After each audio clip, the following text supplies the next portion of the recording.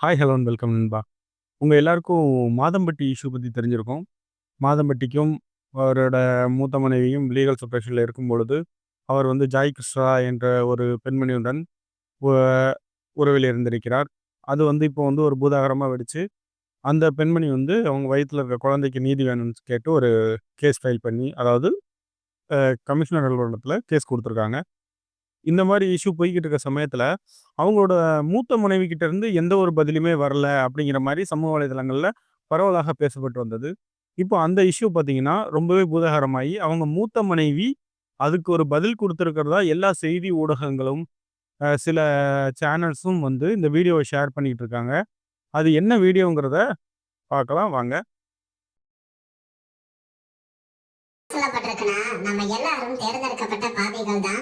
நமக்கு பிடிச்ச பாவங்களை நம்மளே தேர்வு செய்யறோம். நமக்கு பிடிக்காத பாவத்தை செய்யறவங்கள குறை சொல்றோம்னு சொல்லி ஸ்ருதி இன்ஸ்டாகிராம்ல ஸ்டோரி வச்சிருக்காங்க. அதாவது ஜாக் ரிசல்ட் ஒரு இன்டர்வியூல மாதம்பட்டி ரங்கராஜ் அவரோட முதல் மனைவி ஸ்ருதி கூட ஜுடிஷியல் செப்பரேஷன்ல இருக்கிறதா சொல்லியிருந்தாரு. அதை நம்பிதான் அவரை கல்யாணம் பண்ணேன். நான் மாதம்பட்டி ரங்கராஜ் கூட 2 வருஷம் ஒன்னா வாழ்ந்துட்டு இருக்கேன். இருந்தாலும் இதை பத்தி பேசுறதுக்காக ஸ்ருதிக்கு ஓகே. கால் பண்ணேன். ஃபர்ஸ்ட் ஆஃப் ஆனா ஆல் அவங்க கால் அந்த எடுக்கல. செய்தி ஊடகங்கள், மத்த எல்லா நிறுவனங்களும் தெரிவிச்சது என்னன்னா, இத அவங்களோட Instagram பக்கத்துல வெளியிட்டிருக்காங்க அப்படின்னு சொல்லி தெரிவிச்சிருந்தாங்க. நான் வந்து ஓகே இத செக் பண்ணி பார்ப்போம் அப்படின்னு சொல்லிட்டு அவங்க Instagram பக்கத்துல செக் பண்ணி பார்த்தப்போ, இந்த வீடியோ அவங்க Instagram பக்கத்துல இல்ல. ஸோ, அது உண்மையாங்கிறது ஒரு மிகப்பெரிய கேள்விக்குறி. 2வது பார்த்தீங்கன்னா, இதுல அவங்க வந்து டைரக்ட்டா மாதம்பட்டி ரங்கராஜனோ, ஜாய் கிறிஸ்டலானோ அவங்க வந்து பேர மென்ஷன் பண்ணல.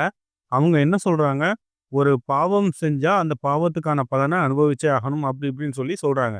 இது அவங்க மாதம்பட்டி ரங்கராஜையும் சொல்லியிருக்கலாம், ஜாய் கிருஷ்ணலாவையும் சொல்லியிருக்கலாம். இல்ல ஒரு பொதுவான ஒரு கருத்துக்களுக்காக நெறைய பேர் இத அவங்களுக்கு Instagramல ஃபாலோவர்ஸ் பார்த்தீங்கன்னா 25K இருக்காங்க. 25K ஃபாலோவர்ஸ் வச்சிருக்காங்க. ஒரு சமூக ஆர்வலரா இருக்காங்க. ஒரு அட்வொகேட்டா இருக்காங்க.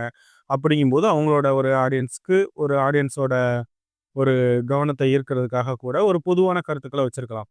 அத வச்சுக்கிட்டு இந்த ஊடகங்கள் என்ன பண்றாங்கன்னா, இவங்க வந்து ஜாய் கிறிஸ்டலாவ தான் பேசியிருக்காங்க அப்படின்னா, ஜாய் கிறிஸ்டலா எப்படி டைரக்ட்டா மாதம்பட்டி ரங்கராஜ் அவர் தான் வந்து இதுக்கெல்லாம் காரணம்னு சொல்லி சொன்னாங்களோ, அதே மாரி ஏன் இவங்களால சொல்ல முடியாது? Shruti is a legal wife also. Legal செப்பரேஷன்ல இருக்காங்க. டைவோர்ஸ் ஆகல. Shruti is a legal wife. ஓகேவா? மாதம்பட்டி ரங்கராஜுக்கு லீகல் ஒய்ஃப்னா ஸ்ருதி தான். அப்படிங்கும்போது அவங்க டைரக்ட்டா சொல்லியிருக்கலாமே அப்படின்னு சொல்லி தான் கருத்துக்கள்லாம் வந்துட்டு இருக்கு. ஸோ, இதுல உங்களோட கருத்துக்கள் என்னங்கிறத மறக்காம நம்மட்ட தெரிவிச்சிருங்க. இது உங்கள் ரிஷிதேவ் என்டர்டெயின்மென்ட். மறக்காம நம்ம சேனல சப்ஸ்கிரைப் பண்ணிருங்க, லைக் பண்ணிருங்க. தொடர்ந்து இதே மாரி வீடியோஸ் பார்க்கணும்னு நெனச்சீங்கன்னா, மறக்காம நம்ம சேனல ஃபாலோ பண்ணிக்கோங்க. நன்றி.